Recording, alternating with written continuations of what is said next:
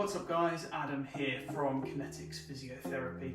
We've got another video here. This time we're looking at the shoulder blade, also known as the scapula. In particular, what we're going to be looking at is what's called a winging scapula, which is when the shoulder blade tends to wing away or come away from the rib cage a little bit. Particularly, or you normally see it when someone reaches behind their back. Not everyone will have it, but some people, when they go to reach behind their back like this, you can't see it on me, but what you'll find is that this part of the shoulder blade will lift up away from the body, which in itself isn't really a problem, but sometimes can cause a bit of pain, and we're sort of going to talk about why that comes along, what is causing that scapula to wing away from the rib cage, and if you've got pain, what you can do to rectify it, and who's more susceptible to getting it as well. So when we're looking at the anatomy of the scapula and how it fits in with the shoulder, so you've got your humerus here in your arm, which comes up to form the ball at the top here, the ball and socket joint of the shoulder, and then the shoulder blade comes across from the back and almost forms like a claw, which the top of the humerus sits in, which forms a ball and socket joint. So as that ball and socket joint moves, as you bring your arms here away from the body, what happens is you come to about 90 degrees here. That's all from that ball and socket joint. And then to help you get that extra little bit, what you find is that the shoulder blade tends to move round to give you a bit of extra movement, and it sort of helps facilitate that extra last bit of movement reaching up above the head.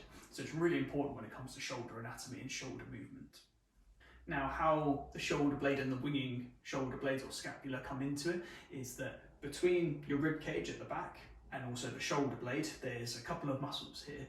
One of them helps rotate the arm and stabilise the shoulder. We're not going to worry about that one to start with, or at all in this video really. And the other one is called your Serratus Anterior muscle, which sits mostly on the rib cage at the back, but what it does is it helps hold the shoulder blade to the rib cage, stops that winging. And if that shoulder or that muscle and that sits underneath that shoulder blade there is a little bit weak, that serratus muscle is a bit weak, then that's when you start to get that winging of the scapula, which for a lot of people do have winging scapula, and it causes them no problems whatsoever. And as an observation, as a feature that you see, it's not anything to be worried about. It's not going to cause any problems later down the line. It's not going to mean that you develop pain later on. It's nothing to worry about unless it comes along with pain. If someone comes to me and says, "Oh, I've got shoulder pain," and their scapula sort of winging away from their body, it might be something that we look to address. It's not something that you're really worried about, but it's something that we'd work into the rehab program. And then we look at a few exercises to address that serratus muscle. So because it's quite a deep muscle, you can't really see it on a lot of people. Some people that are very, very skinny, you can see it sort of poking out the front here because it comes all the way around here as well. You see it just underneath the arm as you come in underneath sort of the pec here as well. And it generally holds the shoulder blade to the rib cage and also helps with any pushing movements. So when you're doing your bench press, or if you're pushing someone away, or you're doing a press up, for example, helps with that sort of movement and helps facilitate that movement around the shoulder blade. Because as you do that pushing forwards movement, what happens around the back is that both shoulder blades come round as well, which is facilitated by the serratus anterior as well. So when we're looking at strengthening the serratus anterior muscle, you can look at exercises like bench press or some sort of pressing type exercise, which will work in a little bit, but if you want to target it a bit more specifically, that's what we're going to look at in this video. So one of the exercises that you're going to look at to start with is going to be quite a low level one, but more to just get the movement in there. So to look at the first exercise, I'm just going to adjust the camera a little bit. So for the first exercise, all you need is a wall. And what you're going to do is you're going to put both hands up against the wall here, okay?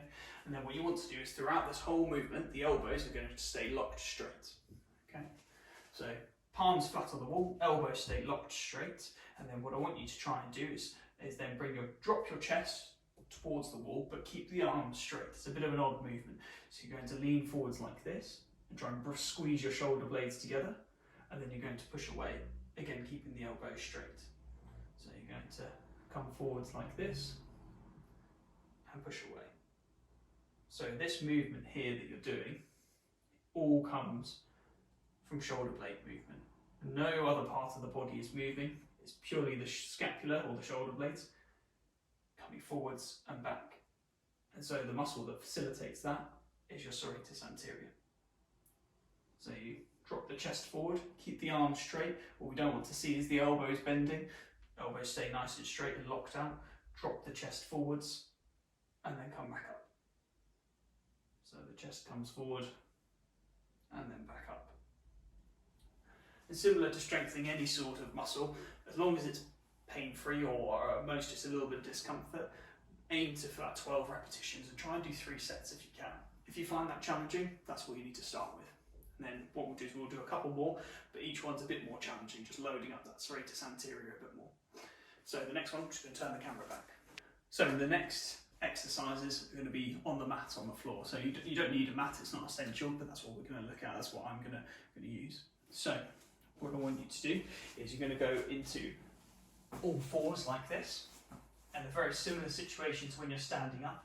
I want you to have your elbows locked out straight, palms flat on the floor here, and then you're going to drop the chest forwards, squeeze those shoulder blades together, and then push up away.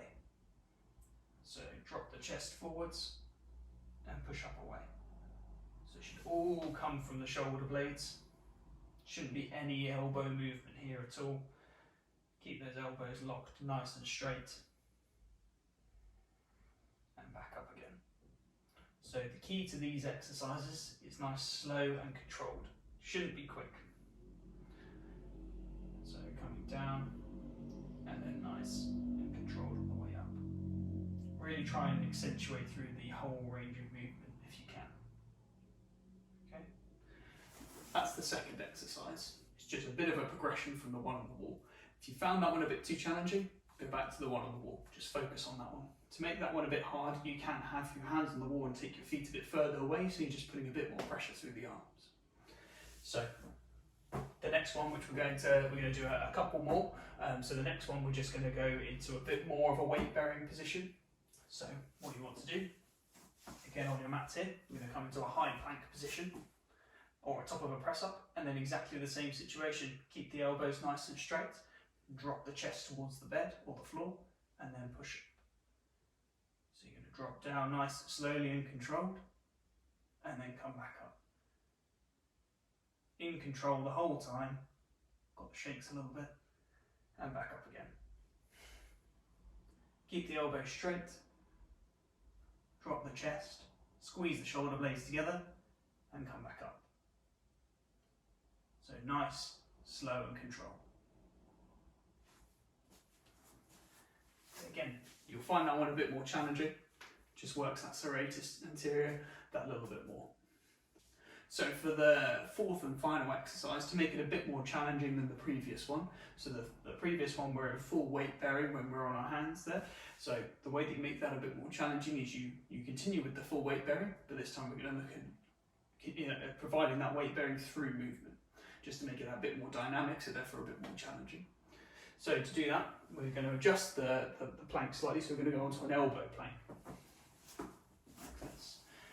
And then what you want to do is always go into a downward dog type position to start with.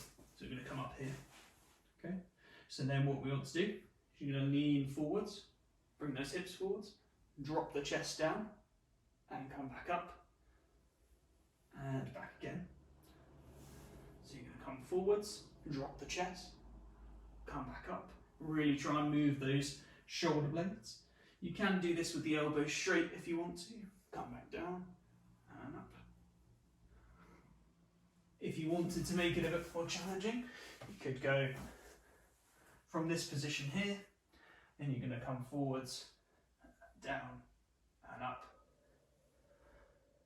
Personally, I find on the elbows a bit more challenging. But between these two, you're still fully weight bearing through the arms and going through movements. So actually, they're still both a progression from the one before.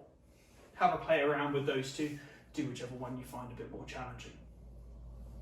But as for working the serratus anterior and addressing winged scapula, these are quite different exercises to what you'll normally find with, say, gym-based exercises. You won't get so much of a muscle burning type feeling when you do these exercises, and that's okay. We're not looking to go through explosive movements or trying to do it really quickly. It's more about the consistency.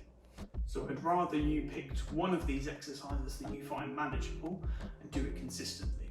That's more important than trying to push through the hardest one that you can barely do correctly and maybe do a few and then it's really sore afterwards. That's not what we're looking for. Do what's comfortable and do it consistently. That's what's going to get the progress. You'll be doing them for at least 6 weeks before you start to notice any sort of changes, so keep at them. But these are the ones to try. And this gives you a nice roadmap of progressions that you can try. So give these exercises a try, see how you get on, and let me know how you get on as well in the comments below. I really like to hear from everyone who tries the exercises and how they're finding them as well. And also some new ideas on other variations, because there's more than just these 4 exercises out there. There's lots to do with strengthening the Serratus Anterior muscle. But these are quite nice ones where you don't need an awful lot of equipment that you can do consistently. You can use the mat here. I'll leave a link in the description if you want to use the mat that I'm using. It's quite nice, but it's not essential. But give these a try. Leave a like if you found some value in this video, and please subscribe and share it with anyone else that you might find or that you might think that they'll benefit from it. The more people that we can reach, the better. The more people we can help. So leave a like, subscribe, and leave a comment and let me know how you get on. And I'll see you in the next video. Thanks for watching, guys.